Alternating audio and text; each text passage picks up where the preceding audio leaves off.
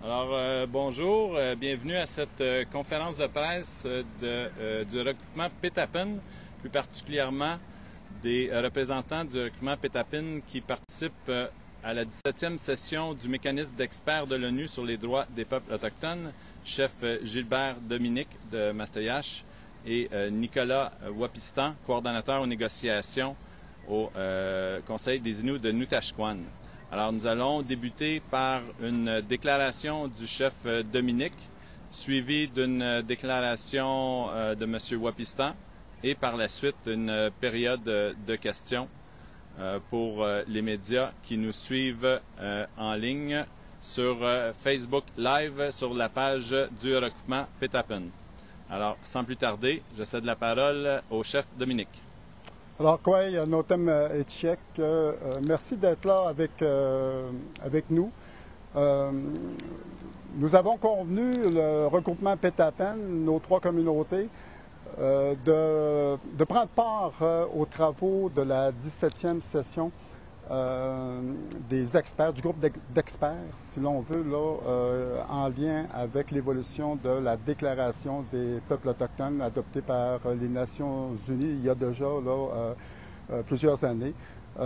Nous avons voulu, par cette présence, saisir le Canada dans un premier temps et sur le plan international, l'ensemble des autres acteurs, sur un phénomène qui suit, c'est-à-dire qu'on a un gouvernement là, au Canada qui a adopté une loi de mise en œuvre de la déclaration, et on se retrouve maintenant avec une province qui n'a pas les mêmes ambitions, hein, qui n'a pas jusqu'à maintenant reconnu cette déclaration et cette façon de faire ou cet état de fait entraîne bien sûr pour le regroupement Pétapin qui est dans sa dernière phase pour convenir d'un projet de traité avec le gouvernement du Québec, le gouvernement du Canada et nos trois communautés. Ça nous propulse dans un impasse. On considère que l'attitude actuelle du gouvernement du Québec, en cherchant à gagner du temps, en remettant en question plusieurs fondements là, de notre négociation, plusieurs textes qui ont été convenus là, avec les négociateurs depuis un bon moment, ça fait en sorte que nous, on estime là, que les impacts là, sont importants et inévitablement, ça fait en sorte qu'on on pourra pas avec cette attitude, convenir dans les délais raisonnables un projet de traité qu'on pourrait qualifier comme étant honorable. Donc, pour nous, on a voulu saisir le Canada de ce phénomène-là et lui demander d'intervenir auprès du Québec pour l'inciter là, à avoir une attitude beaucoup plus honorable en participant de façon ouverte,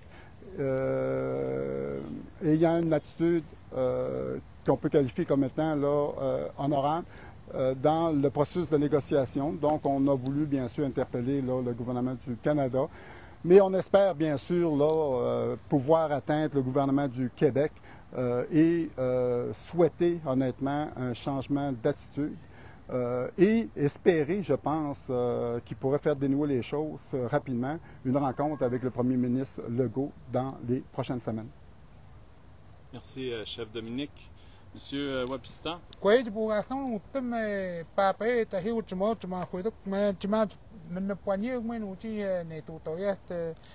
Tokuhantang te mo Nações Unidas não é puna roupa teta epe já negocia tuta tene inuasiat no takwa esipis mape waramina awale te inuchmon puhugata mahtewia te gohnu te hatte uti Nações Unidas nya tuita no Nações Unidas te ne estrio ka na uni papehe tu tua te inua nya ne Kita tekan ni regroupement Pétapin puhut jen mechimiwat ni puhu itaro tapuno jen webstrio sojmo mong newin na pukuhen tamat na ni jen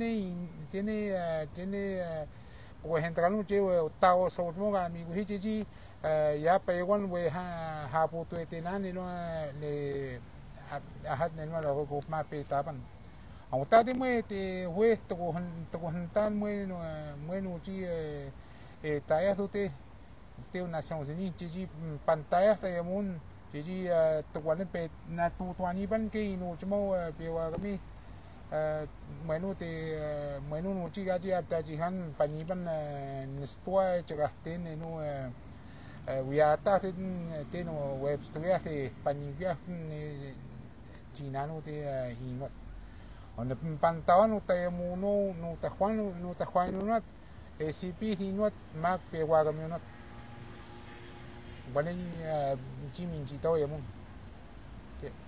Merci Monsieur Wapista. Donc, pour les journalistes qui sont en ligne, vous pouvez écrire vos questions dans le commentaire du live. On pourra les retransmettre à nos deux porte-paroles. Maintenant, j'en ai une, chef Dominique. Vous avez fait une intervention dans le cadre de la session du mécanisme d'experts. Vous avez également eu une rencontre en privé avec la présidente du mécanisme d'experts. Qu'est-ce que vous lui avez dit et quelle a été sa réponse? Oui, bien, essentiellement, on a eu l'occasion, effectivement, d'avoir un tête-à-tête avec la présidente. Je pense que ça a assurément là, été apprécié. Ça nous a permis d'aller un petit peu plus à fond là, sur la situation que nous vivons avec le gouvernement du Québec, en lien, bien entendu, là, avec la déclaration qui ne semble pas être, là, pour le moment, du moins, là,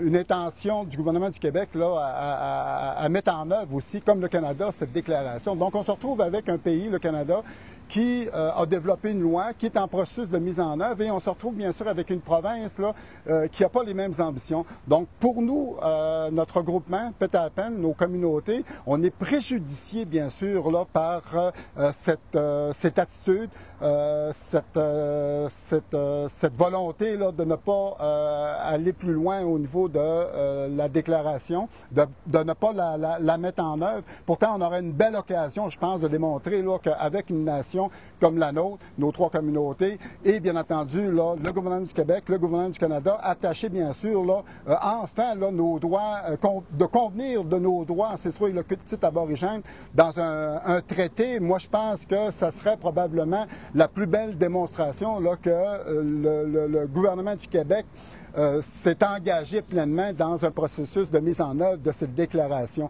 Mais aujourd'hui, on n'en est pas là. Donc, c'est le message que j'ai traduit, bien entendu, à la présidente, en espérant, bien sûr, là, que l'organisme, le comité d'experts, puisse aussi envoyer des signaux là, en insistant auprès du gouvernement du Canada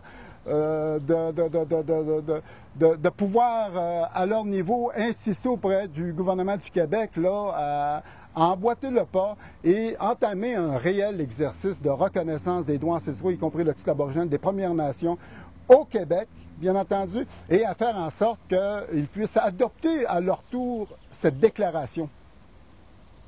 Alors, on a une question de Espace autochtone à Radio-Canada Saguenay. À Radio-Canada Saguenay ce matin, le ministre Lafrenière a dit que les négos pour Pétapen avancent très bien, mais qu'il reste plusieurs points sur lesquels travailler. Il cite le droit de la famille, le droit des femmes, et qu'il veut bien faire les choses, donc c'est pour cela que ça prend du temps. Il dit aussi qu'il ne conseille pas au premier ministre de vous rencontrer puisqu'il reste plusieurs points sur lesquels s'entendre. Que répondez-vous, chef Dominique? Oui, je vous dirais que effectivement, il y a peut-être 2 ans, ça allait bien. Ça allait même très bien, jusqu'au moment où, en octobre 2023, de mémoire, le gouvernement du Québec a tenté là, de nous imposer de revoir une dizaine de chapitres, dont certains étaient névralgiques, en remettant en question ce que leurs propres négociateurs avaient convenu avec les nôtres. Okay? Donc, pour nous, là, ça allait super bien jusqu'au moment où on a vu cette stratégie du gouvernement du Québec qui, depuis ce temps-là, inévitablement, on fait face à un blocage. Là, donc, c'est pas vrai qu'aujourd'hui, ça va super bien. on fait face encore là, à un blocage systématique du gouvernement du Québec à l'égard de plusieurs points, plusieurs enjeux qui sont névralgiques pour notre Première Nation. Pourtant, on a mentionné au Québec là, régulièrement que nous, ce qu'on veut, c'est que le gouvernement du Québec respecte bien sûr les engagements qu'il a pris jusqu'à ce moment-ci par le biais de son négociateur. Parce que, vous savez, ce que nous avons convenu, là, qui a pris plusieurs mois, sinon quelques années, là, à trouver des solutions, ces solutions ont été l'objet de compromis de part et d'autre. Donc, si on revoit des textes, bien entendu, névralgiques, regardez, là, c'est clair qu'il faut s'attendre là, à des mois et des mois de négociations. Et on a convenu là, de tenter d'attacher un projet de traité pour le présenter à nos populations là, avant les prochaines élections au fédéral. Et ça, on avait convenu là, de cette stratégie. Mais il faut croire qu'à ce moment-ci, là, on constate que le gouvernement du Québec là, a changé son fusil d'épaule à cet égard. Et du fait qu'il dit que c'est pas un bon moment de rencontrer le premier ministre? Mais regardez, hein, on est rendu dans le dernier droit. Je pense que ça fait 1 an et demi qu'on fait face à un blocage de la part du Québec.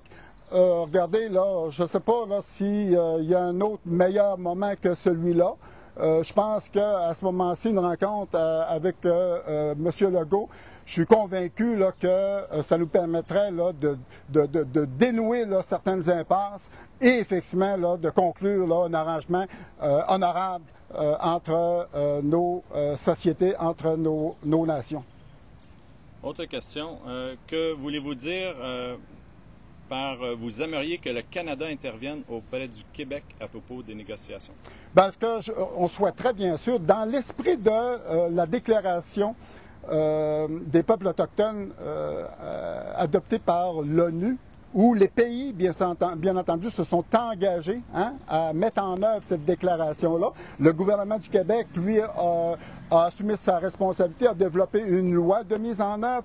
Donc, on souhaiterait que, de par son engagement de vouloir mettre en œuvre cette déclaration, on souhaiterait que le Canada interpelle, bien sûr, la province pour que celui-ci aussi emboîte le pas. Donc, si on est collectivement dans une démarche de reconnaissance des droits ancestraux, y compris le titre aborigène, si on est collectivement dans une démarche de mise en œuvre de la Déclaration des peuples autochtones des Nations Unies, adoptée par les Nations Unies, pardonnez-moi, on est convaincu que rapidement, on va conclure un projet de traité honorable.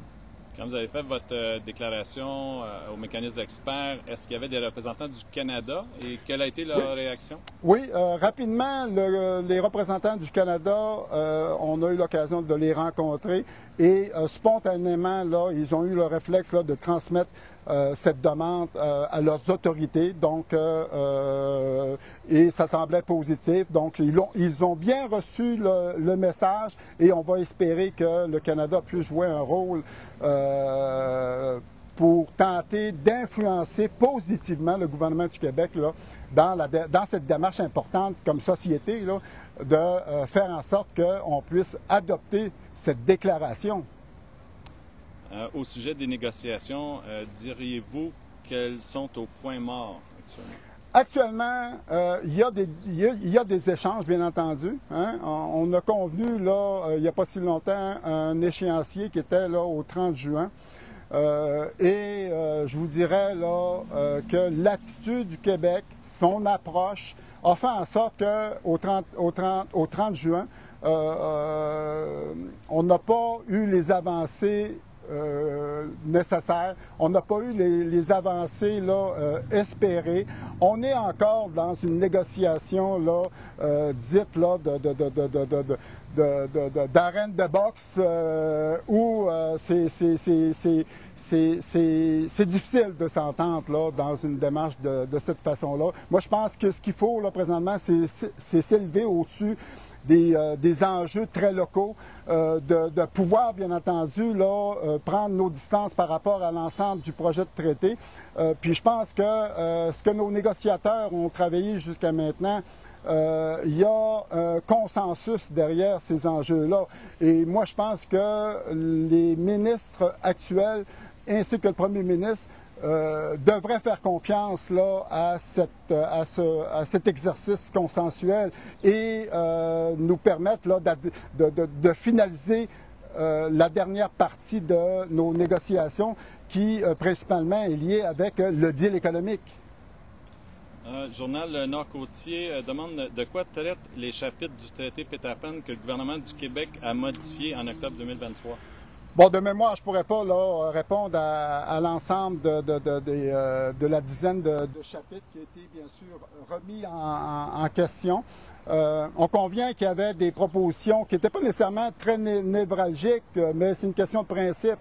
Par contre, il y avait des enjeux sur certains où, pour nous, c'était assurément une fin de non-recevoir.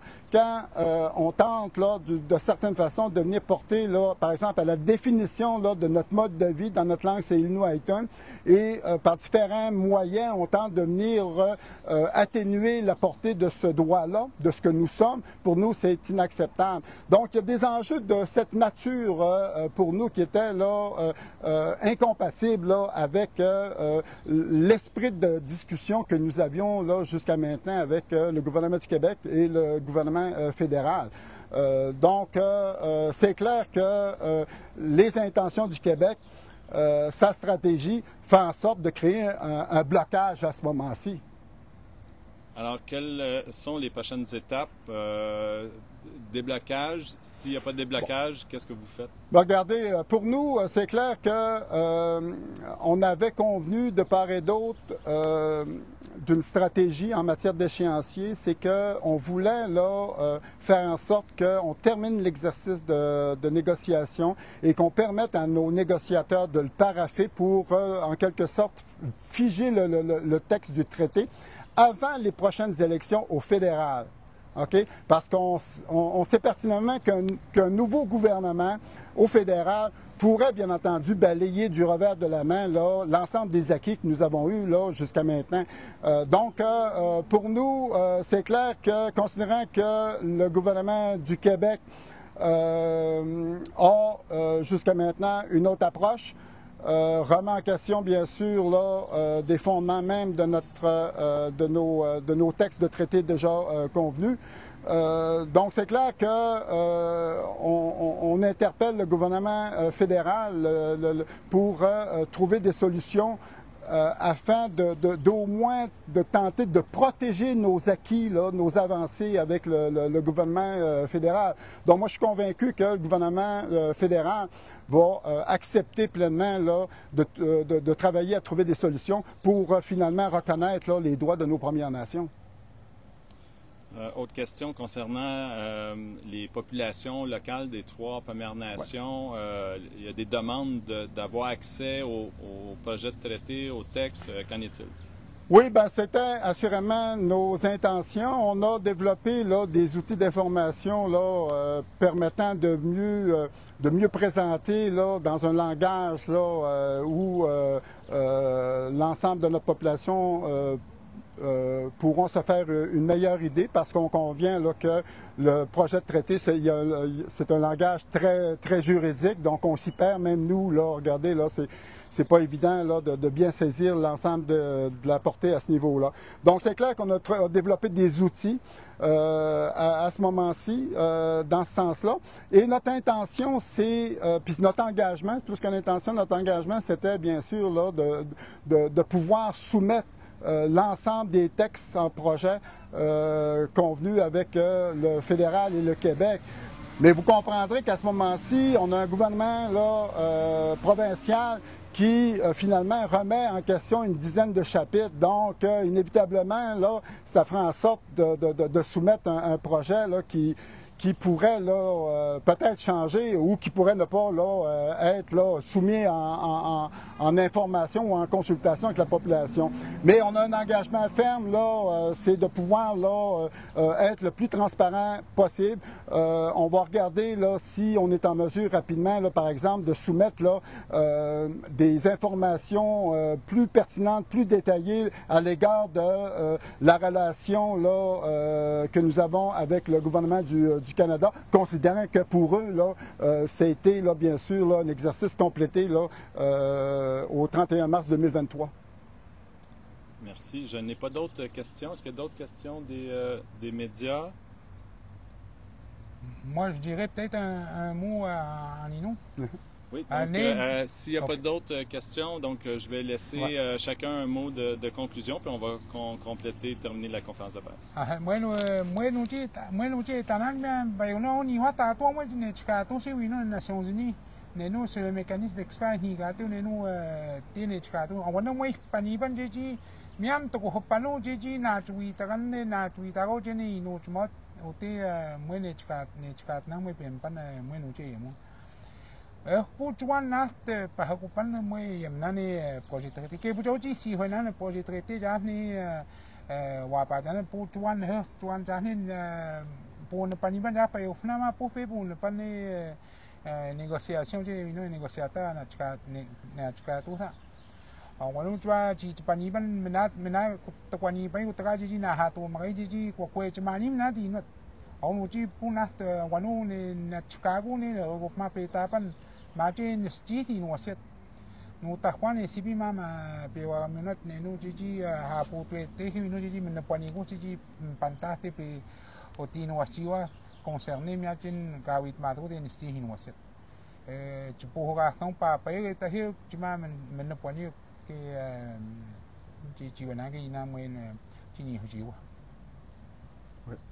un grand merci à tout le monde d'avoir été là, participer à cette conférence de presse. Ce qui s'en vient, je vous dirais là, que, comme je le mentionnais tout à l'heure, il y a eu des discussions entre nos négociateurs jusqu'au 30 juin. Nous allons, au cours des prochaines semaines, évaluer l'état de situation. On va assurément là, informer nos collègues élus de nos conseils respectifs. On va par la suite, bien entendu, là, informer la population sur nos prochaines orientations. Donc, on vous invite, là, on invite nos populations respectives là, à être à l'affût des informations qui vont s'emmener parce que probablement qu'on devra prendre des choix collectifs au cours des prochaines semaines. Alors, merci, chef Dominique, Monsieur Wapistan, merci beaucoup. Ceci conclut la conférence de presse. Je vous informe qu'il y a également un communiqué de presse qui a été diffusé alors que s'amorçait la conférence de presse et qu'il est également possible d'obtenir sur demande des copies des notes d'allocution qui ont été prononcées par les porte-paroles du regroupement Pétapen aux Nations Unies, ainsi qu'une fiche technique expliquant le contexte de la démarche. Alors sur ce, je remercie tout le monde et je vous souhaite une bonne soirée.